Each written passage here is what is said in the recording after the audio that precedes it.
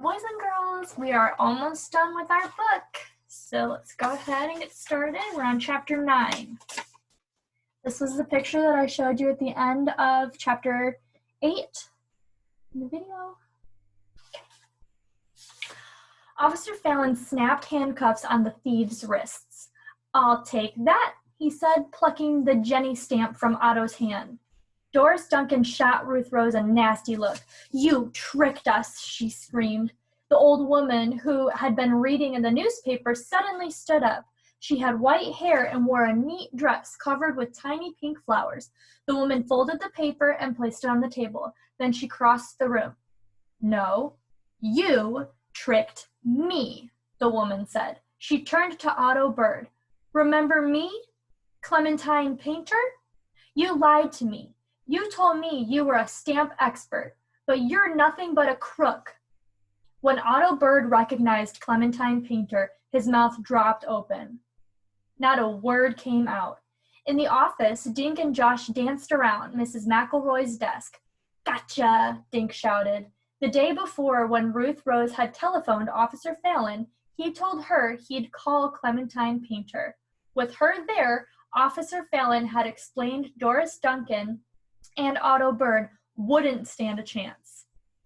Clementine had hopped on a bus for Green Lawn to get her stamp back. When Dink and Josh walked out of the office, Doris Duncan's squinty eyes got big. Then they closed, as if she had a bad headache. Otto Bird's face turned as purple as his tie. Dink thought the man would explode. "You can't prove nothing," Otto Bird yelled. He raised his cuffed hands and pointed at Doris. "She planned the whole "Shut up, frog face," Doris Duncan snapped at Otto Bird. "If you'd copied down the right zip code, we wouldn't be in this 2-bit town to begin with." Officer Fallon chuckled. "Don't worry, you won't be in 2-bit Green Lawn for long. I hear New York has $1 million jail." Officer Fallon led the stamp thieves to the door. "I'll meet you folks at Ellie's Diner in an hour," he said over his shoulder. The kids and Clementine hurried to the window. They saw Officer Fallon lead the two thieves across the street and into the police station. "My soul," Clementine said to the kids. "That was so exciting. Better than television." An hour later, they all met inside Ellie's Diner. Clementine treated the kids to ice cream. "It feels lovely to be able to buy things for people," she said. "I thought I'd lost that stamp forever." "How did you get it in your vacuum cleaner?" asked Dink. Clementine smiled, but it was a sad smile. "My mother died recently, and she was 96. I was cleaning out her old vacuum cleaner when I found the stamp." Here's the picture of them at the diner.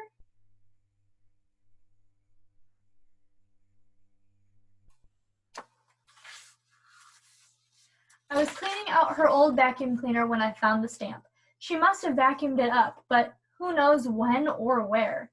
"How did you know it was valuable?" Ruth Rose asked. "I didn't," Clementine said, "but I knew it was old, so I looked up a stamp organization in the phone book." She shook her head. "And that's when all the trouble started." Officer Fallon nodded.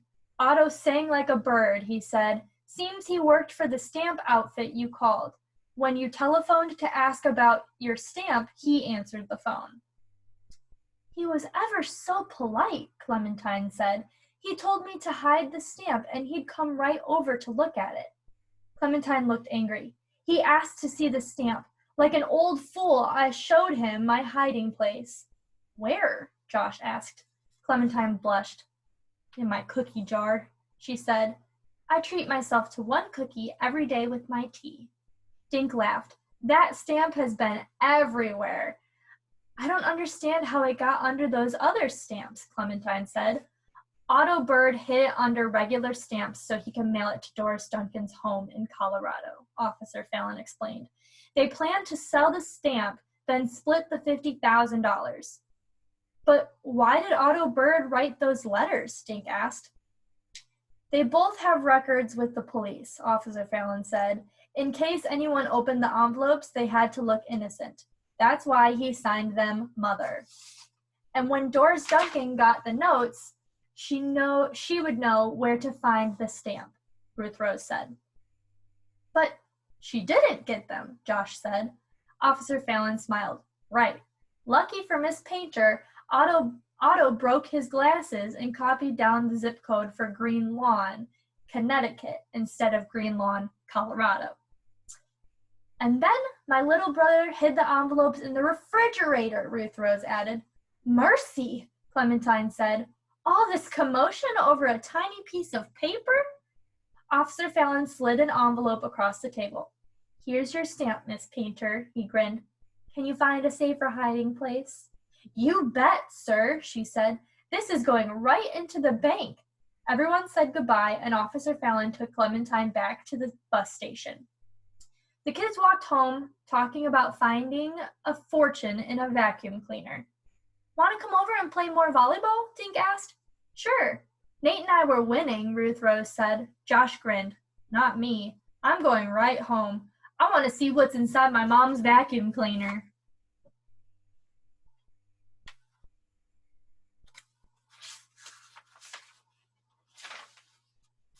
The end.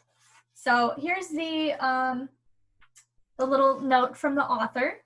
It says, Dear readers, when I was a third grader at Center School in Connecticut, I joined the Stamp Club, which was run by Mr. Hancock. Mr. Hancock had a stamp that was worth $500. We thought that was pretty awesome.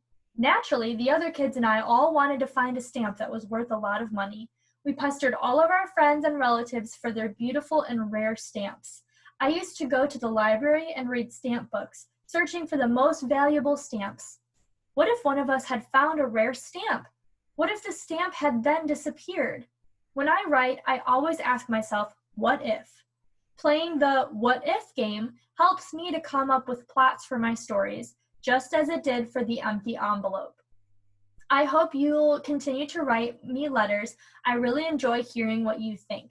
Please send your letters to Ron Roy at Random House and Company, mail drop 201 East 50th Street, New York, New York, 10022. Happy reading. Best regards, Ron Roy. That's what he looks like. Ooh. Sorry. Okay.